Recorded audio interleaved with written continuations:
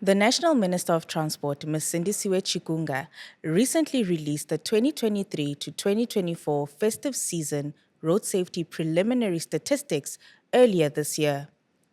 Even though there was a notable 2.3% decrease in road fatalities last year, over 1,400 fatalities were still reported. In South Africa, road accidents continue to impact people's lives with dire consequences, often resulting in the loss of a loved one. For the survivors, returning to a normal life can be a difficult experience. The Road Accident Fund has declared 2023 to 2024 as the year of the claimant and aims to put the needs of the claimant at the center of everything they do and restore the quality of their lives.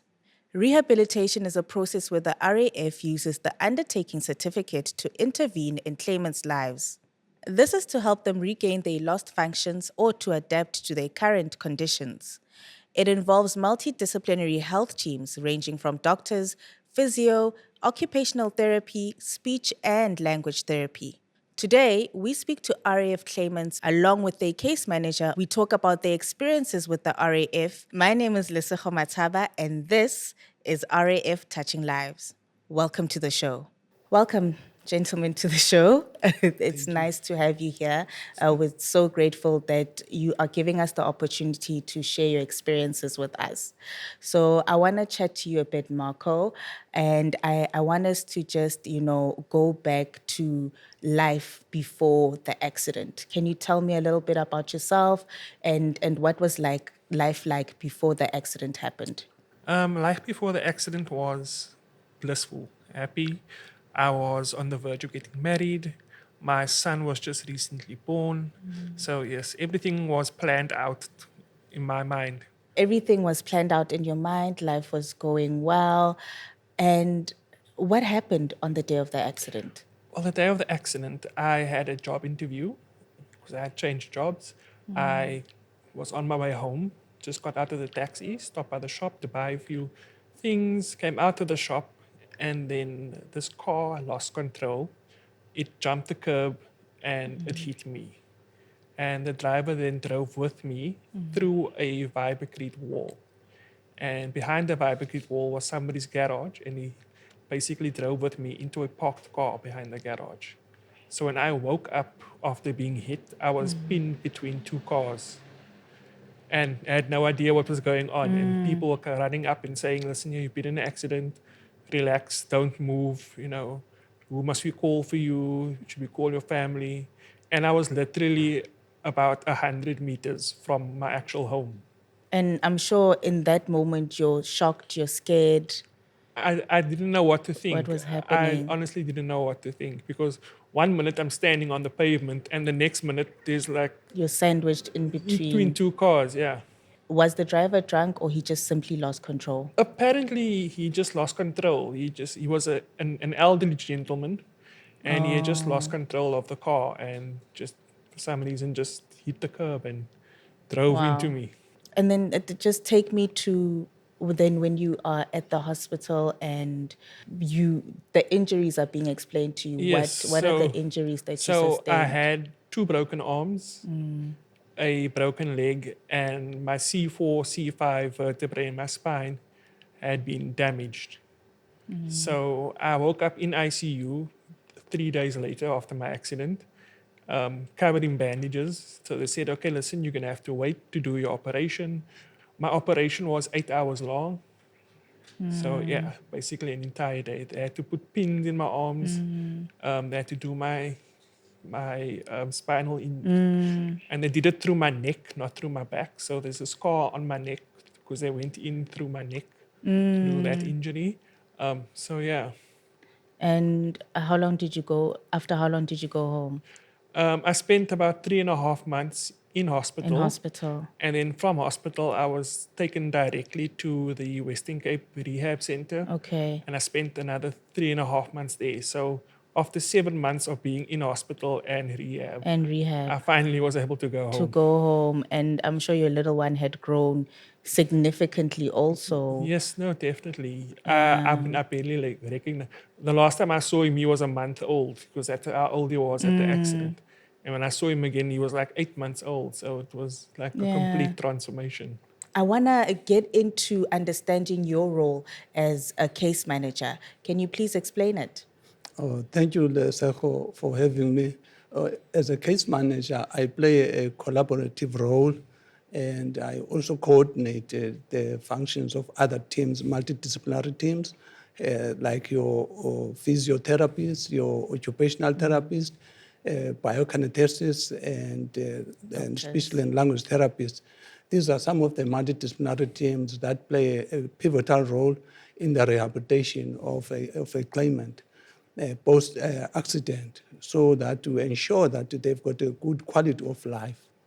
And also one of the things also as a case manager is to ensure also that about cost containment as well, and that there's a reasonability within the medical assisted devices that are bought for the person to assist to improve their quality of life.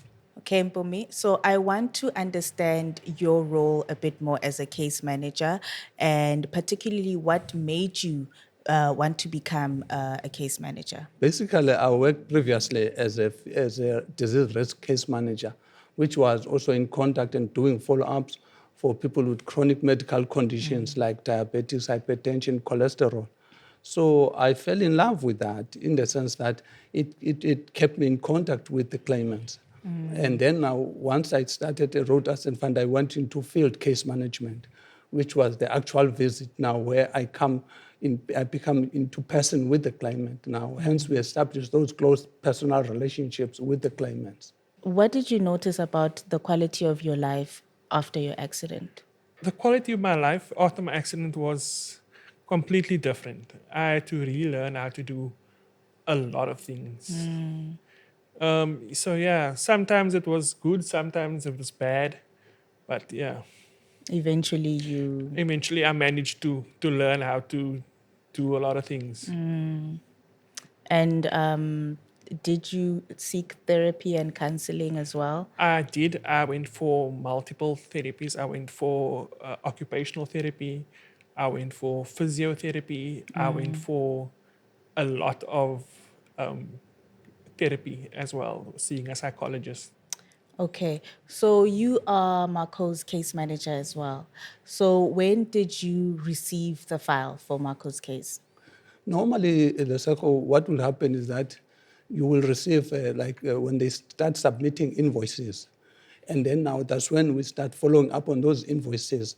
And then now what we'll do is the invoices will be allocated to that particular case manager who will get the file, study the file, and follow up and get in touch with the claimant. And we do home visits. And then now with the home visits, you do a comprehensive approach in the sense that you will assess the environment, their accessibility. Is it wheelchair friendly? Is it accessible? And are they able to mobilize throughout their own space? And then now, once you've done that, you also get in touch with the family. And then you will also assess the burden of care. That is, what are the needs of the claimant? And then now, once you do that, you will compile a report that will come up with a treatment plan. And that is the approach that we adopted at RAF. Therefore, you will also intervene whilst in touch with the claimant as well and get in touch with other discipline like your physios based on the needs of the claimant. Let's move into your journey with the Road Accident Fund. Yes. How did you find out about the Road Accident Fund and how did you get in touch with them to lodge your claim? So while I was in hospital, um, one of the road accident fund representatives at the hospital came down and she spoke to me and she told me like, we need your details, what happened, explain the accident to us. And she said, okay, fine, we will put you in contact with him. And then throughout my rehabilitation process, they said, okay, listen here, please keep all your receipts, please keep all your slips because you need to give it to the road accident fund. So after everything was done, after all my Rehabilitation. rehabilitation and lawyers and everything. So yes, I got in contact. The Road Accident Fund got in contact with me and they said like, how can we help you? How can we assist? What do you need? Where do you need it? So they were very, very, very helpful. Okay, and do you know what you claimed for? Do you remember what you were claiming for? There was actually quite a bit. I claimed for a hoist to help take me out of the wheelchair and put me into bed. I had as well a hospital bed that I needed for my room. Then there was my wheelchair. They also covered all my hospital fees, which was quite a bit because of my very Yeah, long you were stay. there for a long time. And also my van that I bought, as well as the hoist that puts me in and out of the van. What was your initial reaction when you went through Marco's file and his case and, the details thereof? I suppose one of the things that you always have is the desire to help, the desire to assist. The most important thing, you want them to try and regain some of their functions and also to improve their quality of life.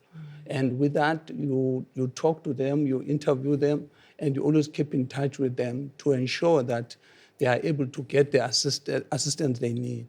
Were you able to go back to work after the accident? I was not unfortunately able to go back to work because I was out of work for so long. And because of my accident, I've also developed many other problems as well due to that. So I could not unfortunately go back to work again. Okay. How was the claims process for you? How did you find it? It was actually very easy, and my caseworker was actually very, very helpful because he told me that I could do this, how to do it, how to process it, how to file it, how to do everything. So they were right there by my side all the way through. So it was never a case of, oh, I don't know what to do, or how do I do this, how I go. I just pick up the phone and say, listen here, this is what I need to do, this is what I need to get done. And they all either say, email me the documents, we'll sort it out for you. So the process was very, very, very, very simple, streamlined. Okay. I know that the goal now for the road accident fund is to make that claims process much simpler for claimants, for survivors. So it's good to hear that that was the experience that you had. And for you, Mpumi, do you have that bond with all the claimants that you work with? Absolutely, Lesego, you do have that bond because, like Marco said, that you've got these regular follow-ups because the home visit is not just a once-off. You always do follow-ups with calls, and because you still have to do referrals as well based on the need, or you refer them to service providers that provide medical assistive devices like Marcus alluded to as well earlier about the wheelchairs, the hoist. And those are some of the things. That's why the contact doesn't end from the first visit. You keep following up. What is the role of a caregiver? How do they assist claimants? The role of the caregiver is to assist the claimant with their activities of daily living, such as personal hygiene, washing, sometimes even things like incontinence care, in some cases, depending on the needs of the claimant. What they do basically is to assist the claimant for those things that they can't manage themselves. Because like as we have alluded to earlier, that sometimes the injuries differ, and therefore the needs also differ in that respect.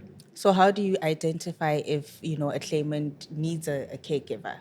Thank you for that question. That's why it becomes very critical for that home visit to assess the needs of the claimant. And therefore, you assess the burden of care, what is needed. Then now with that, that's why you will look at the kind of caregiver that is needed, how many caregivers are needed to assist the claimant. And the role of the caregiver is also to prevent complications like pressure sores as well. They play a crucial role in that respect. So a claimant can have more than one caregiver? Correct, yes, based on their needs. Okay, and do they come at different shifts or 24 hours? How does it work?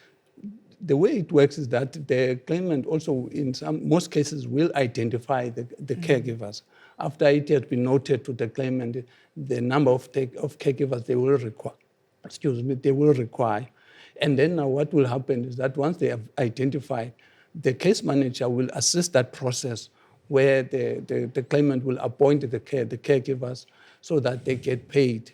They get paid a medical benefit on behalf of the claimant by a road accident fund. So the case manager will assist in that process and then will also train the caregivers where there's a gap in terms of skills. Because sometimes some claimants, they appoint their own family or sometimes their own people. So, but one would always advise that it's always better to appoint a trained caregiver based on the severity of the injuries and the burden of care.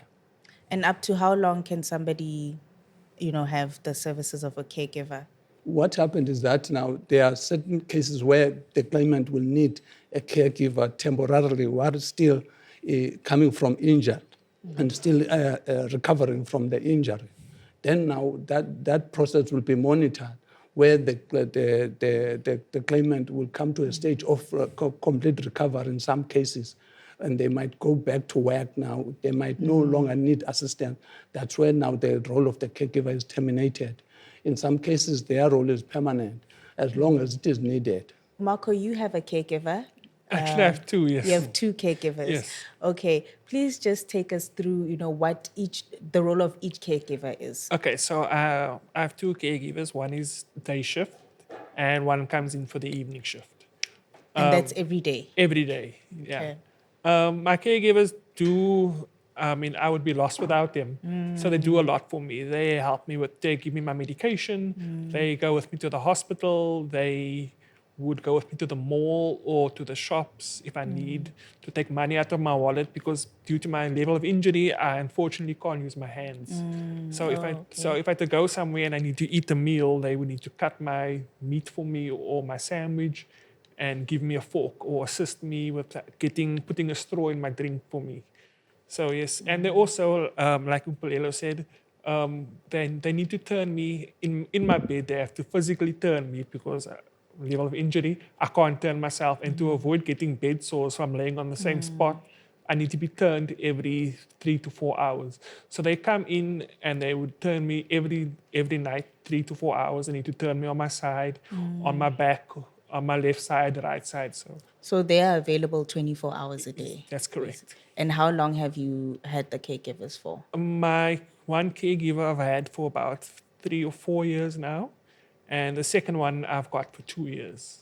Okay. So just to be clear, Pumi, this is through your recommendation that you identified in Marco's case that he needs at least 2 caregivers.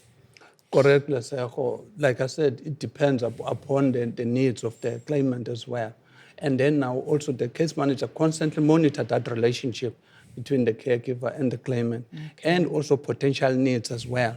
They might be added where there's a need as well. In some cases, they get reduced where it's needed. That's why now we always say that the case manager plays that collaborative role between the claimant and the caregivers and the family as well. Yeah. So what else did the Road Accident Fund assist you with? Well, now I am busy going to get more advanced physiotherapy. So I'm in the process of that now. I'm also in the process of getting a new wheelchair. Okay. And I'm also in the process of busy getting the shower in my house more wheelchair friendly. So I've spoken to my caseworker and they explained to me what is needed. So yes, that is all in the pipeline. That's so good to hear, and I hope we get those refurbishments soon. I'm sure I will. Yeah, I think you will. I think definitely you will. That's what the Road Accident Fund is prioritizing now. What are some of the challenges that you deal with as a case manager? Some of the challenges are mostly, especially in rural areas, where some of our claimants, also the infrastructure, they don't have access to things like your internet, your Wi-Fi, for things like emailing things like timesheets for the caregivers. Because one of the functions as well of the case manager is to assess the need for caregivers to assist the claimant. So it becomes very difficult for some of those claimants to establish communication sometimes. Please tell me more about the undertaking certificate and how it works. The undertaking is part and parcel of the claim. It covers the future medical cost. And therefore, what happens is that once the claimant also receives the undertaking certificate, or the undertaking certificate is activated, that's when now the case managers are going to start implementing it by doing home visit or getting in touch with the claimant. What it does, it covers future medical costs for assistive devices, and it ensures that the claimant also receives the quality care as well. Hence, also it covers with the appointment of caregivers as well, a part and parcel of that. And it's an ongoing process. I like your energy.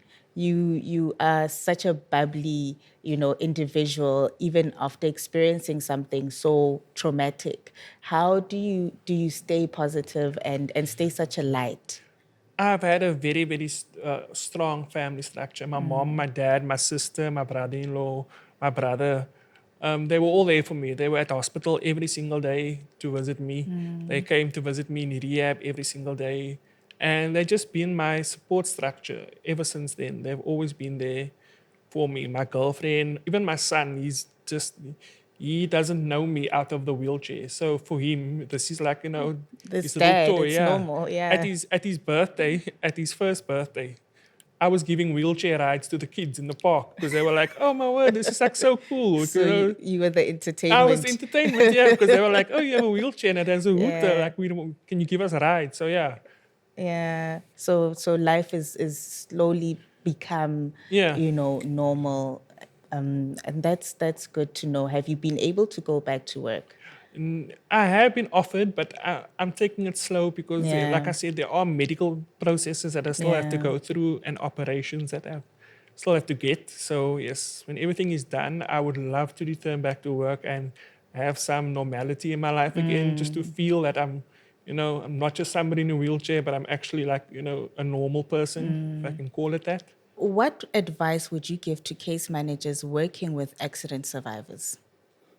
The most important thing is the compassion and the passion to work with people and the desire to assist, and also not just to assist, sometimes to ensure that you give education, you ensure that people prevent complications, because one of the key roles of case management is is a preventative role where you prevent complications like pressure sores. Mark has mentioned, where once the person gets a pressure sore, it can stay up to 6 months. Then they have to be strictly bed rest without a good quality of life, or go to hospital for a long time. So that's where now we say that as a case manager, one has to be very proactive and also be mindful of the social environment as well. And I think that also comes with caring and empathy, for the survivors that you are working with. You need to have that compassion, as you said. Absolutely. And also you have to have the good communication skills as well, because some of our people as well, like Marco has said that in some cases he also attended psychotherapy, which is some of the skills that you should have as a case manager. You should be able to be a good listener and a good communicator. Okay. No, that's wonderful. Thank you so much, Mpumelelo. And thank you to you again, Marco, for joining me. Thank you so much again for having me. As part of the Road Accident Fund's transformation journey and commitment to placing the claimant at the center of all its operations, the RAF has recently launched the new CRM system to ensure that claimants are given real-time developments on the progress of their claim. If you're a claimant and would like to know more about your claim, you can contact the URAF call center number on 087 820 1111. We will be talking to more claimants who will be sharing their stories and their journey with the RAF. Please tune in and follow the RAF on social media. My name is Lesego Mataba, and thanks for watching.